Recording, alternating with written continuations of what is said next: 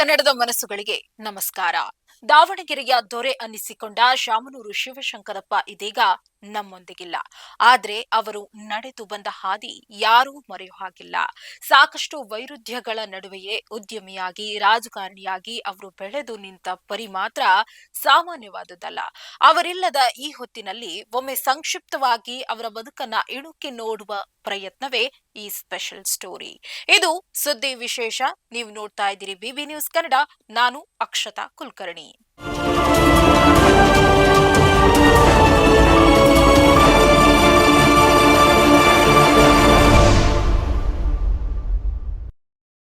ಕರ್ನಾಟಕದ ರಾಜಕೀಯ ಇತಿಹಾಸದಲ್ಲಿ ಶಾಮನೂರು ಶಿವಶಂಕರಪ್ಪ ಅವರದ್ದು ಒಂದು ಅನನ್ಯ ಹೆಸರು. ರಾಜಕೀಯದ ಜೊತೆಗೆ ಉದ್ದಿಮೆ ಕ್ಷೇತ್ರದಲ್ಲೂ ತಮ್ಮದೇ ಆದ ಮುದ್ರೆಯನ್ನ ಒತ್ತಿದ ಎಸ್ಎಸ್ ಅವರು ಕಾಂಗ್ರೆಸ್ ಪಕ್ಷದ ಪ್ರಬಲ ನಾಯಕರಲ್ಲಿ ಒಬ್ಬರಾಗಿದ್ರು. ಕೇವಲ 10ನೇ ತರಗತಿ ಶಿಕ್ಷಣ ಪಡೆದಿದ್ರು ಅವರು 10,000 ಕೋಟಿಗೂ ಅಧಿಕ ಮೌಲ್ಯದ ಉದ್ಯಮ ಸಾಮ್ರಾಜ್ಯವನ್ನ ಕಟ್ಟಿ ಬೆಳೆಸಿದ್ರು. ಇವರು ಕಾಂಗ್ರೆಸ್ ಪಕ್ಷದ ಅತ್ಯಂತ ನಿಷ್ಠಾವಂತ ನಾಯಕರಾಗಿ ರಾಜ್ಯದಲ್ಲಿ ಪಕ್ಷವನ್ನ ಬಲಪಡಿಸುವಲ್ಲಿ ಪ್ರಮುಖ ಪಾತ್ರ ವಹಿಸಿದ್ರು.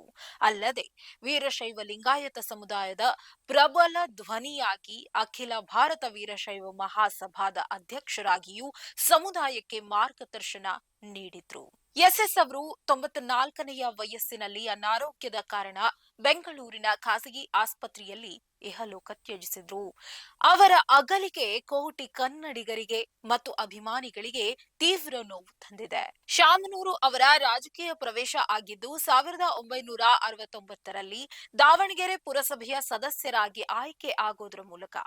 ಆಗ ಕೇವಲ 2 ವರ್ಷಗಳಲ್ಲಿ ಪುರಸಭೆ ಅಧ್ಯಕ್ಷರ ಸ್ಥಾನವನ್ನ ಅಲಂಕರಿಸಿದ್ರು. ಅವರು 1994ರಲ್ಲಿ ದಾವಣಗೆರೆ ದಕ್ಷಿಣ ಕ್ಷೇತ್ರದಿಂದ ಮೊದಲ ಬಾರಿಗೆ ವಿಧಾನಸಭೆಗೆ ಆಯ್ಕೆಯಾದರು.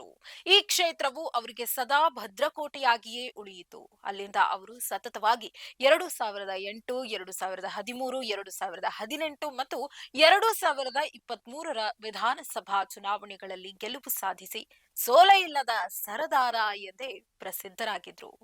ಕರ್ನಾಟಕ ಸರ್ಕಾರದಲ್ಲಿ ಅವರು ಅನೇಕ ಪ್ರಮುಖ ಮತ್ತು ಉನ್ನತ ಸ್ಥಾನಗಳನ್ನ ಯಶಸ್ವಿಯಾಗಿ ನಿಭಾಯಿಸಿದ್ರು. ಶಿಕ್ಷಣದಲ್ಲಿ 10ನೇ ತರಗತಿಯವರೆಗೆ ಓದಿದ್ರು.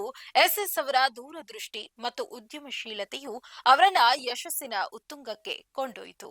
ಶಿಕ್ಷಣ, ಬ್ಯಾಂಕಿಂಗ್ ಮತ್ತು ಕೈಗಾರಿಕಾ ಕ್ಷೇತ್ರಗಳಲ್ಲಿ ಅವರು ಗಣನೀಯ ಸಾಧನೆ ಮಾಡಿದ್ರು. ದಾವಣಗೆರೆಯಲ್ಲಿ ಅವರ ಕುಟುಂಬವು ಸ್ಥಾಪಿಸಿದ ಬಾಪೂಜಿ ವಿದ್ಯಾಸಂಸ್ಥೆಯು ರಾಜ್ಯದಾದ್ಯಂತ ಅಪಾರ ಪ್ರಖ್ಯಾತಿ ಪಡೆದಿದೆ. ಇದು ಸಾವಿರಾರು ವಿದ್ಯಾರ್ಥಿಗಳಿಗೆ ಗುಣಮಟ್ಟದ ಶಿಕ್ಷಣ ನೀಡುವ ಮೂಲಕ ಅವರ ಸಾಮಾಜಿಕ ಕೊಡುಗೆಯನ್ನ ಎತ್ತಿ ತೋರಿಸುತ್ತದೆ.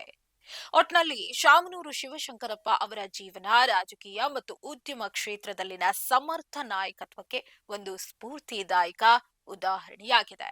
ಶಾಮನೂರು ಶಿವಶಂಕರಪ್ಪ ಅವರಿಗೆ ಮುಖ್ಯಮಂತ್ರಿ ಆಗಬೇಕು ಅನ್ನೋ ಬಲವಾದ ಕನಸಿತ್ತು. ಅದಕ್ಕಾಗಿ ಅವರು ನಿರಂತರ ಪ್ರಯತ್ನವನ್ನ ಪಟ್ಟಿದ್ರು. ಬರ್ತಾ ಬರ್ತಾ ಬದಲಾದ ರಾಜಕೀಯ ಸನ್ನಿವೇಶಗಳಿಂದ ಅವರು ಪಕ್ಷದಲ್ಲಿಯೂ ಮೂಲೆ ಗುಂಪಾಗಿದ್ದು ರಹಸ್ಯ ಏನಲ್ಲ. ಆದ್ರೆ ಅಧಿಕಾರ ಇರಲಿ ಇಲ್ಲದಿರಲಿ ಶಾಮನೂರು ಶಿವಶಂಕರಪ್ಪನವರು ಯಾವಾಗ್ಲೂ ದಾವಣಗೆರೆಯ ದೊರೆಯಾಗಿಯೇ ತನ್ನ ಅಸ್ತಿತ್ವ ಉಳಿಸಿಕೊಂಡಿದ್ದಂತೂ ಸತ್ಯ. ಅವರ ಸಾಧನೆಗಳು ಮತ್ತು ಜನಪರ ಕೆಲಸಗಳು ರಾಜ್ಯದ ಜನಮಾನಸದಲ್ಲಿ ಸದಾ ಉಳಿಯಲಿವೆ ಅನ್ನೋದ್ರಲ್ಲಿ ಯಾವುದೇ ಸಂಶಯವಿಲ್ಲ.